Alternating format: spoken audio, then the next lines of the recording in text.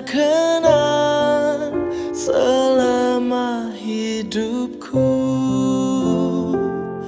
Biarpun saya pergi jauh, tidak akan hilang dari kalbu.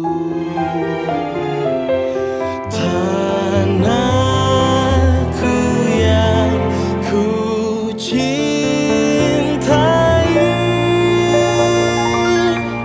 engkau ku hargai.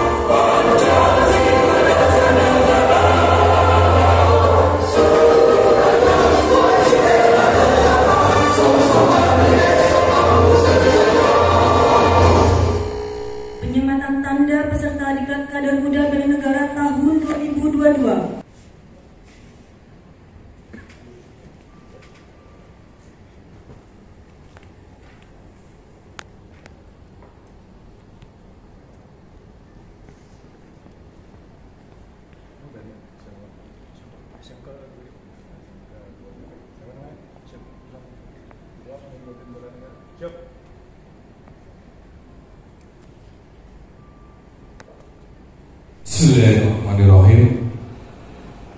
Assalamualaikum warahmatullahi wabarakatuh. Waalaikumsalam warahmatullahi wabarakatuh. Salam, Om Swastiastu, Namo Buddhaya, salam kebajikan, salam sejahtera bagi kita semua. Hadirin yang saya hormati, yang terhormat Bapak Brigjen Polisi Ahmad Nur Wahid dari BNPT, yang saya hormati Bapak Sofyan Sauri, beliau juga nanti selaku narasumber. Yang saya hormati Kepala Bidang Kesatuan Bangsa beserta jajaran, yang saya cintai dan saya banggakan, adik-adikku sekalian, siswa-siswi sekolah menengah atas, sekolah menengah kejuruan, dan Madrasah Aliyah Kota Depok.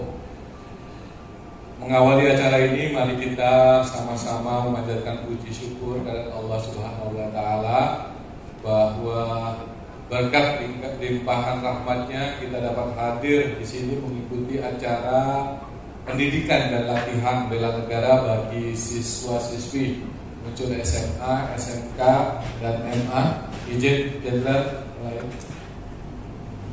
bela negara tidak bisa hanya dilakukan dengan kekuatan fisik dan senjata semata, namun harus dilakukan melalui beragam upaya dan profesi, dan harus dilakukan secara bersama-sama oleh segenap elemen bangsa dan negara.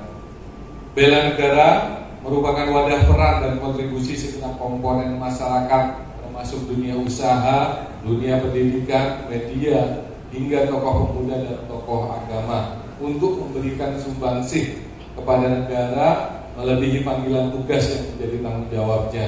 Seluruh warga negara dengan kelebihan dan kekurangannya dapat memberikan sumbangsihnya dalam bela negara. Bangsa Indonesia adalah bangsa yang besar dan kaya raya. Wilayahnya pun terdiri dari beribu-ribu pulau dan diapit dua samudra besar, memiliki sumber daya alam sangat kaya. Selain itu, kekayaan budaya yang dimiliki Indonesia sungguh luar biasa. Dari sampai selamat siang, salam sejahtera untuk kita semua. Salam, Om Swastiastu, Namo Buddhaya, salam kebajikan, Rahayu, salam Pancasila. Salam Pancasila. Jawab, yang nggak jawab berarti enggak. Salam Pancasila. Mesti radikal ini, nanti tak vaksin. Jawab yang benar. Salam Pancasila. Sekali lagi kurang kompak. Salam Pancasila. Oke, kan merdeka. Kenapa? Karena negara kita, pemerintah kita belum mencabut maklumat Presiden pertama Republik Indonesia, siapa? Soekarno. Tanggal 1 September tahun 1945. Kalau sekarang impres, sudah ada impresnya, belum dicabut. Ya.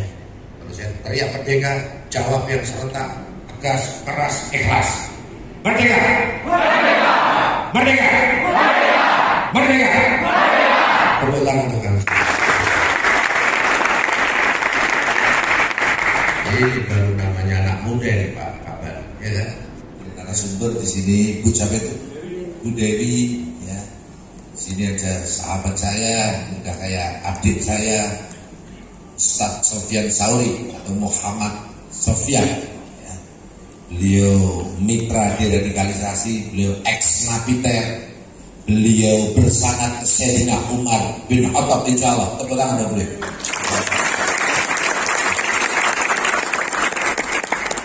Sama saya juga. Baik. Alhamdulillah wa syukurillah wa la haula wa la quwwata illa billah. Asyhadu an la ilaha illallah wahdahu la syarika lah wa asyhadu anna Muhammadan abduhu wa rasuluhu la nabiyya ba'da. Leon. Hah? Leon. Iya, agamamu apa? Oh, Kristen. Kristen itu? Kristen, satunya lagi? Satu lagi. Siapa Kristen? Kristen. Katolik atau Protestan? Protestan. Ada yang Katolik?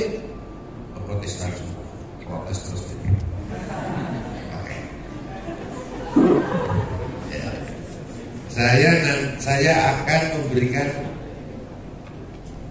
vaksinasi aja deh. Nanti untuk teori apapun nanti biar Ustaz Sofyan Sauri dah. Ya. Tapi sebelumnya sebagai prolog, saya sebagai Direktur Pencegahan Badan Nasional Penanggulangan Terorisme Republik Indonesia. Ya, saya lama di Densus, ya, lama di Densus dari 2006. Saya sudah menjadi kader 88 anti teror bukan anti dekor, ya. Polda DIY, ya, kemudian jadi Kapolres 2 kali di Bali, dan saya memang saya reserse, ya, basic saya reserse meskipun saya juga pernah juga sekolah dan di lalu lintas. Kelihatannya bakat saya di reserse, investigator, dan saya hobinya mengungkap kasus pembunuhan dan perampokan. Jadi kalau kasus-kasus yang berbau ekonomi saya kurang menantang gitu, ya. Dan bakat saya brigjen bukan irjen, ya. Langsung tanggap. Brigjen Ahmad Nur Wahid. Doakan jadi irjen, tapi irjen Ahmad Nur Wahid, bukan irjen yang lain. Gak apa-apa. Nah, dan saya 2 tahun ini di BNPT RI sebagai Direktur Pencegahan, ya. Kalau kita bicara Direktur Pencegahan di bidang apa? Bidang terorisme. Terorisme itu apa? Terorisme itu adalah tindakan atau perbuatan yang menggunakan kekerasan atau ancaman kekerasan. Ya. Jadi kekerasan di sini tidak hanya kekerasan fisik, tapi juga psikis. Ya. Saya tidak mau pakai slide-nya nanti tak bagi aja ke Bu. Oh, udah tak kasih ya? Oh, belum, udah tak kasih, nanti dibagikan bebas. Tak siapin. Saya pengen bertatap muka biar lihat, biar kita ada hubungan emosional, ya. Bukan berarti kalau ketemu emosi, bukan. Emosional artinya ada chemistry gitu loh. Makanya saya minta buka masker, ya, biar kita menyatu karena kita sama-sama mujahid, ya. Tindakan atau perbuatan yang menggunakan kekerasan atau ancaman kekerasan. Jadi kekerasan fisik bisa psikis atau non fisik, mengancam dengan ucapan, dengan tulisan bisa. Kemudian menimbulkan suasana teror dan rasa takut secara meluas di masyarakat, menimbulkan korban jiwa, dan menimbulkan kerusakan dan atau kehancuran terhadap fasilitas publik, fasilitas lingkungan hidup, fasilitas internasional, objek-objek vital dengan motifnya ada 3. Motif ideologi, politik, atau gangguan keamanan. Ya. 3 motif ini harus terpenuhi. Sehingga kalau hanya premanisme, geng motor itu menteror enggak? Menteror. Tapi itu tidak masuk kategori terorisme ini. Ya, itu masuk pidana umum. Itu sering disebut ekstrim individual. Geng motor, teror apa namanya? Anarko, ya. Kemudian misalnya separatis. Nah, separatis masuk terorisme. KKB, ya, masuk terorisme. Kenapa? Karena unsurnya terpenuhi, ideologi. Jelas mereka tidak mengakui ideologi negara Pancasila.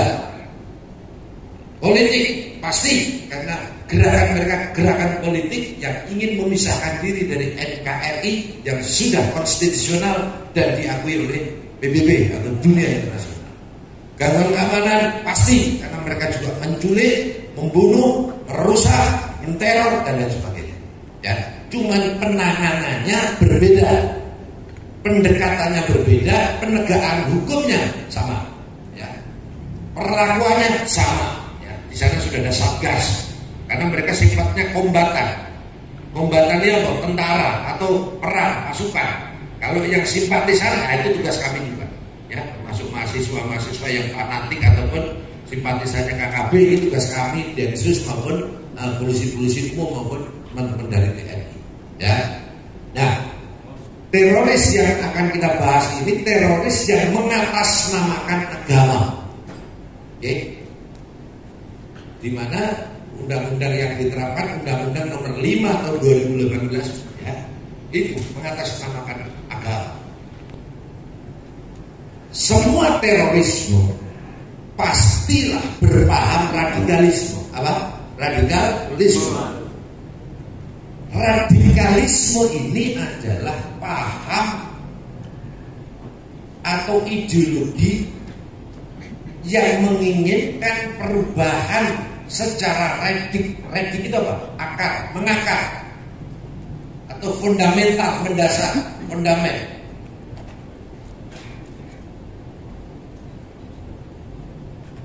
Tatanan sosial dan politik yang sudah mapan, yang sudah menjadi konsensus dalam konteks Indonesia itu ingin merubah konsensus nasional, yaitu Pancasila, Bhinneka Tunggal Ika, NKRI, UUD 45 secara drastis dengan cara-cara kekerasan maupun dengan cara-cara ekstrim.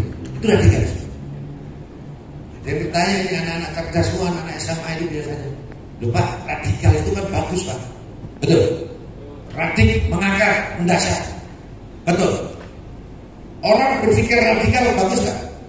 Bagus. Radikal artinya mengakar, out of the box, bagus gak? Bagus. Tapi jangan jadi isme.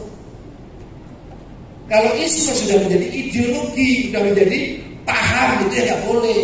Konotasinya ke negatif. Islam bagus gak? Jawab yang tegas dong. Islam bagus gak? Kalau jadi Islamisme menjadi Islam politik. Islam yang visinya rahmatan lil alamin, begitu menjadi Islamisme berarti mengideologisasi Islam. Maka menjadi Islam politik, jadi rahmatan lil partai, rahmatan lil kelompok, betul? Itu dipahami seperti itu.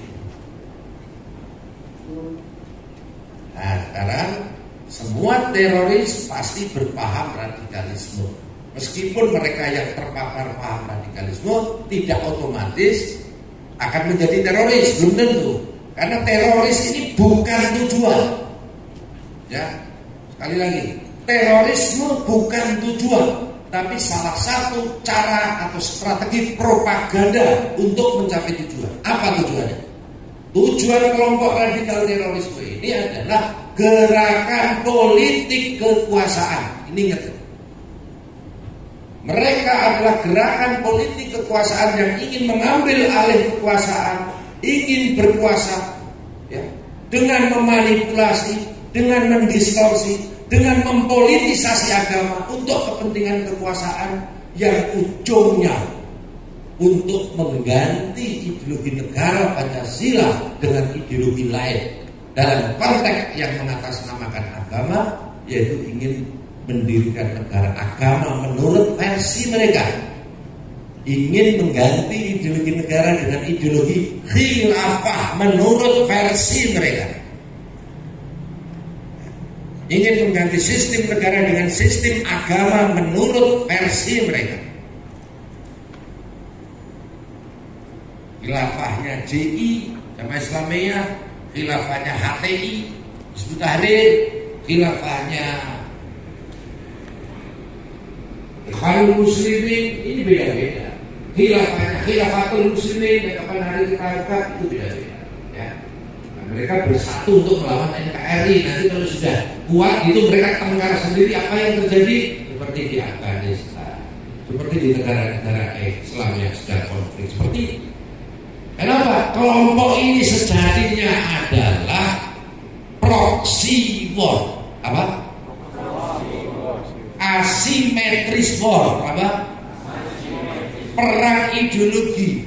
Ya, makanya kenapa saya tadi masih mekekkan merdeka, karena kita belum merdeka sepenuhnya. Kita baru merdeka dari penjajahan kolonial, tetapi belum pada new kolonialisme, yaitu perang proksi tadi. Ya, ideologi kita masih ganggu terus, ya. Buktinya masih bebas berkeliaran itu, teriak-teriak, tegakkan khilafah, ganti sistem. Nah, kelompok radikal masih bebas. Kenapa? Karena undang-undang anti subversi pasca reformasi dicabut.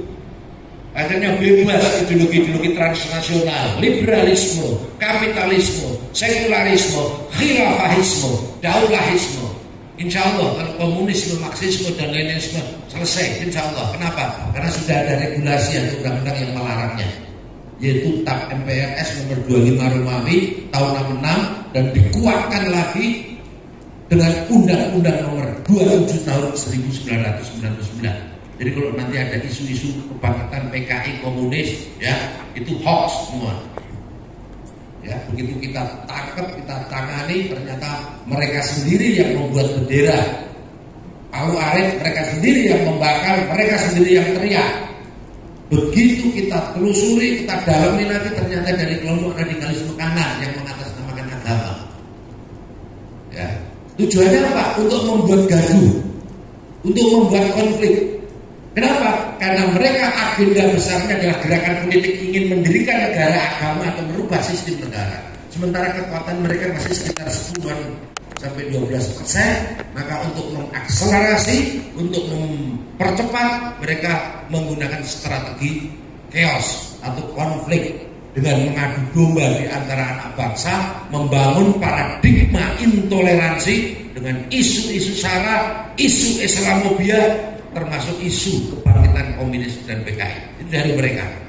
Hati-hati ini makanya. Nah, mereka menyebar virus melalui oknum-oknum penceramah. Apa virus yang disebar? Nah, ini saya mau ngecek, mau PCR sama kalian anak-anakku semua. Tahu PCR? Apa? Ini. Lah, itu kan virus biologi. PCR saya beda, namanya pretest counter radikalisme. Iya, tapi nggak bayar kalau ini. Ya, saya semangat saya. Tuhannya orang Islam dengan Tuhannya orang kafir sama atau beda? Yang menjawab sama angkat tangan. Yang menjawab beda angkat tangan. Tegas. Radikal. Saya ulangi lagi. Tuhannya orang Islam sama Tuhannya orang kafir sama atau beda? Yang menjawab sama angkat tangan. Oke. Yang menjawab beda angkat tangan. Tegas. Yang nggak jawab, tentu bukan ateis. Ya. Ini PCR. Nanti tak kasih vaksinnya, tenang aja. Yang kedua, milih mana? Ideologi Pancasila atau ideologi Islam? Ya. Yang menjawab ideologi Pancasila angkat tangan. Nah, yang non Muslim pasti menjawab ideologi Pancasila. Yang memilih ideologi Islam angkat tangan. Tidak apa-apa, tegas saja tidak apa-apa. Enggak tahu kok apa-apa. Ya, oke. Masih ada yang lain ragu-ragu, saya tahu. Milih mana? Membela Islam atau membela NKRI? Kalau membela NKRI belum tentu masuk surga. Kalau membela Islam pasti masuk surga. Ya, yang membela NKRI angkat tangan. Yang membela Islam angkat tangan. Ya, berapa lama ini berpendidikan? Kayaknya nggak banyak yang nggak angkat tangan deh. Takut ya? Ya, ya, oke. Itu baru 3 pertanyaan. Padahal minimal 6, tapi nggak apa-apa, langsung tak kasih vaksin aja. Inilah adik-adikku, anak-anak semua, ya. Pak Sofyan Sauri dulu terpapar sudah jadi polisi, sudah mondok 2 tahun. Oke, bapakmu ini terpapar sudah jadi kapten, sertifikat P4-nya sudah 2, instruktur teladan lenteng 96 untuk anak didik saya. Bisa kan? Kenapa? Ya ini tadi. Sebaran vaksin, sebaran virus, ya virus radikalisme yang disebarkan melalui apa? Melalui pendikotomian, ya antara negara dan budaya, negara dan agama, atau agama dan budaya, agama dan negara, agama dan nasionalisme. Siapapun, apalagi anak-anak muda, kalau disuruh ya, jihad membela negara atau jihad membela agama, pasti yang kebanyakan dari jihad membela agama. Ini pertanyaan jebakan, pertanyaan yang tidak apple to apple, tapi sengaja digunakan untuk mencuci otak generasi muda, terutama generasi Z dan generasi milenial. Generasi Z ini kayak kalian, umur 14 sampai 19 tahun, betul? Generasi milenial itu umur 20 sampai 39 tahun. Kalau saya, Pak Kabar sama Pak Sofyan saya itu sudah di atas 40, ini generasi kolonial. Aplaus dulu buat Pak Jenderal. Kaprinya dulu ya. Saking semangat. Lanjut Pak. Semangat ya. Ya, makasih. Saya ada mic. Enggak ada ya. Udah, enggak usah. Udah. Oke, langsung aja saya kasih vaksin karena waktunya 30 menit. Ini karena mayoritas muslim ya, dan kebanyakan yang menjadi korban fitnah itu agama Islam, sehingga semua teroris yang kami tangkap kami proses hukum itu KTP-nya muslim, KTP-nya. Saya tidak mau bilang Islam. Kenapa? Karena Islam itu tinggi mulia ya, dan Islam melarang dari semua tindakan melawan atau makar melawan negara dan lain sebagainya ya. Jadi KTP-nya muslim, sehingga radikal terorisme itu sejatinya adalah fitnah bagi Islam ya. Radikal terorisme mengatasnamakan Islam adalah fitnah bagi Islam. Kenapa? Tindakan perbuatannya melanggar dan bertentangan dengan nilai-nilai Islam yang rahmatan lil alamin, yang mewajibkan kasih sayang, yang mewajibkan akhlakul karimah, mewajibkan hubul watan minal iman, cinta tanah air dan bangsanya, mewajibkan mentaati, menghormati ya negara, pemerintah maupun pemimpinnya yang sah. Dan mereka tidak seperti itu. Oke. Indonesia.